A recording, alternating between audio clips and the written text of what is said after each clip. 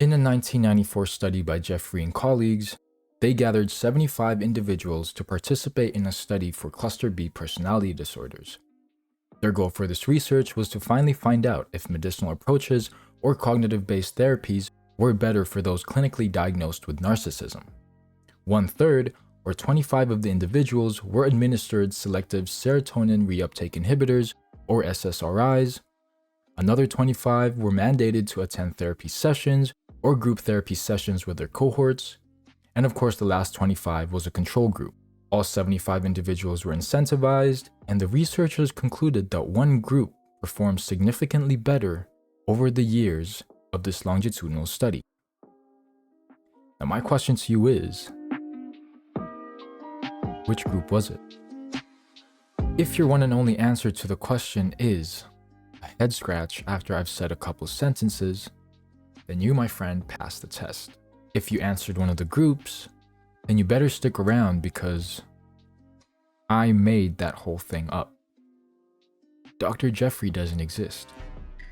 And there's obviously a lot you didn't know about narcissism. And I'm here to build that foundation of knowledge. Because you know what I like more than the Lamborghini in my garage? Knowledge. My name is Kyle. This is Laterally Thinking Episode 1, The Dualities and Trinity of Narcissism. Roll intro. So let's start with the rare form of narcissism in its clinical diagnosis of NPD, or Narcissistic Personality Disorder. According to the DSM-5, patients with NPD feature patterns of grandiosity, need for admiration, and lack of empathy. It's found within the cluster B personality disorders, all of which are presenting with very emotional and unpredictable behavior.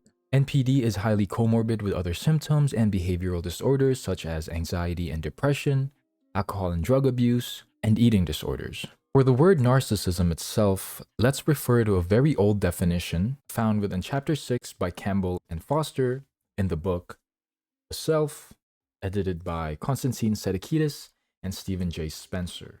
And I quote, "One of the earliest known clinical references to narcissism came from British sexologist Havelock Ellis, 1898, who used the term to describe the paraphilia of kissing or otherwise being sexually attracted to oneself." From this definition by Ellis, we can see that it's rooted from falling in love with oneself. And hey, it's an old definition, but it makes sense because when you fall in love with someone else, you put that person before anything else, right? Stop it. Get some help. Over the years, this definition has been revised by many psychologists, such as, I don't know if you've heard of this guy, Sigmund Freud,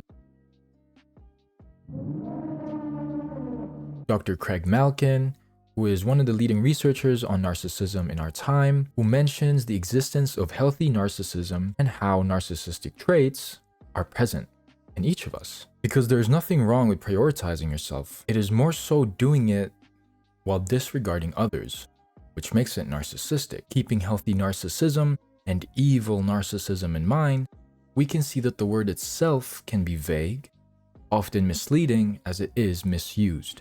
When we say that a certain person, behavior, or characteristic is narcissistic, it is no different than saying this lip balm stick is yellow.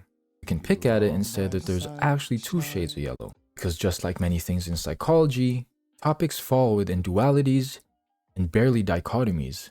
It is not usually a concrete black and white, and psychologists study that common gray area. In order to understand the third form of narcissism, let's actually dive right into the first duality of grandiose versus vulnerable narcissism.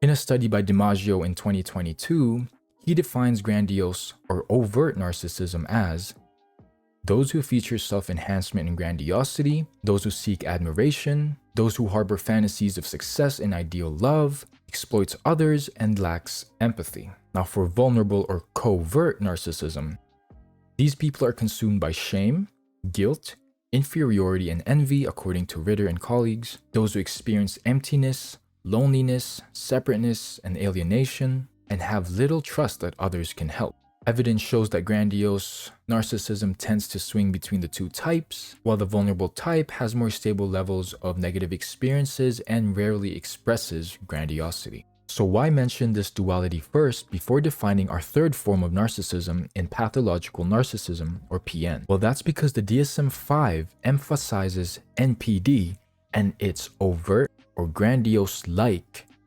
characteristics. I say grandiose-like because although grandiose narcissism tends to swing between the two states that I just mentioned, this swinging is more so seen with pathological narcissism. NPD, from the looks of it, and from what I can understand in the DSM-5 criteria, it is grandiose-like but stable, meaning these individuals do not swing into the vulnerable type regardless of its grandiose-like nature. When unstable or grandiose/overt narcissism is observed, it is usually seen in individuals with pathological narcissism, and not those clinically diagnosed with narcissistic personality disorder, which leads me to our second duality, pathological narcissism versus narcissistic personality disorder. So we're still looking at DiMaggio's article for the second duality. Pathological narcissism, or PN, does often present a combination of overt and covert qualities of narcissism. Here's an example from the article. The very same individual may present as arrogant and boastful at one moment, and at others conceals himself because of his deep-seated feelings of guilt, shame, and inferiority. Now, the difference between this and NPD is that those who are suffering from NPD, take notes, have little to no self-awareness. As a little hint to the duality that's coming up next, this lack of self-awareness is the very reason for its underrepresentation in the statistics. Psychologists believe that cluster B personality disorders are actually not as rare as we think. At least not as rare as the statistic of less than 1% of the population. Because if we went back and looked at the definition of grandiose or overt narcissism, it has a lot to do with positively perceived self-image, which contributes to underrepresentation in clinical settings. Because why would you go and seek help when you yourself think you're the most perfect person in the world? Now, PN can actually be thought of as an early form of NPD, which means it can actually be a gateway to a smoother treatment plan in clinical settings. Now, smoother should be taken with a grain of salt for the reason that DiMaggio made this article for clinical psychologists, as they still struggle with patients who are diagnosed with PN. As an example, these patients can actually be reluctant and sometimes even rude during therapy sessions, but they are actually self-aware when they go home and see that they should have participated and engaged more with their psychologist. So they tell themselves that next time they'll do that, but they could actually just be lying to themselves. And you can see how it can get very frustrating. Personally, I would like to see pathological narcissism as a subtype of NPD, or even fully categorize it by itself in the DSM-5.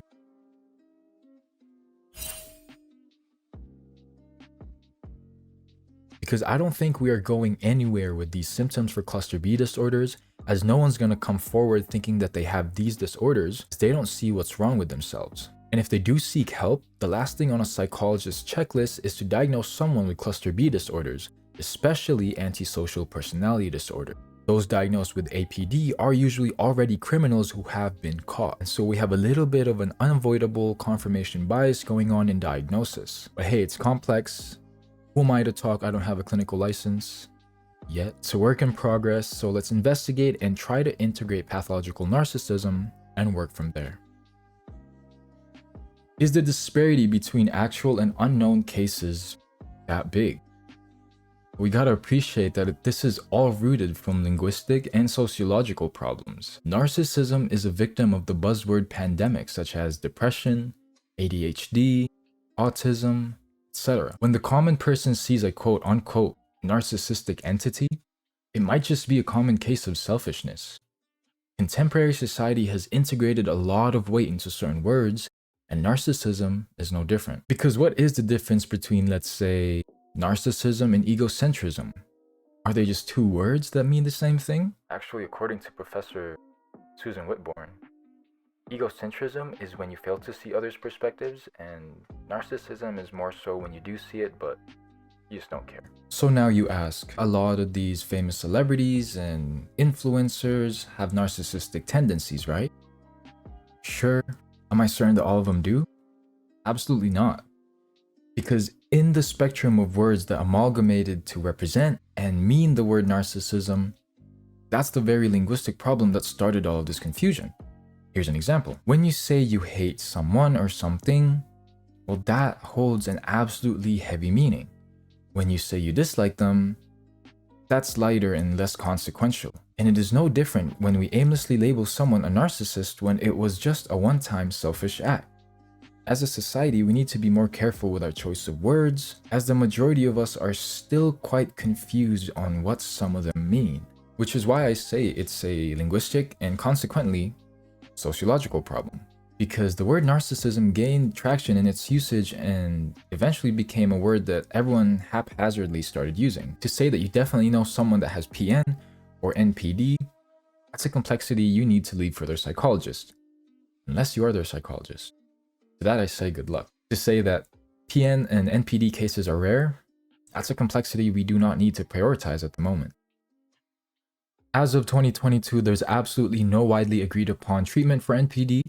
It would be astronomically rare for 2 NPD patients to receive the same form of treatment, as there is no empirically validated techniques at the moment, and it is always going to be at the discretion of clinical psychologists, which is the gist of DiMaggio's article suggesting techniques that could help out clinical psychologists, because as I mentioned, they still face these complexities and dilemmas when treating NPD and PN. The best course of action at the moment is prioritizing reducing this stigmatization first, where we let researchers study the complexities of this disorder, let them do their thing, and then we can increase awareness. Because if we increase awareness now, especially with how much we don't know, then we might just end up increasing stigmatization. Why do it in this order, you ask? As the best friend of the world's strongest would put it, using ADHD as an example, did we see a rise in ADHD cases because we have increased awareness of this disorder? Or did we increase awareness of this disorder because we saw a rise in ADHD cases? While in the pursuit of normalizing mental health disorders, we have sadly left out some of the more difficult ones to talk about. And that's what I'm here for. I have created this channel to squash these misconceptions through a fun, relatable, and hopefully easy to understand format. And I bet we learned a lot more compared to when we first clicked on this video. Hopefully.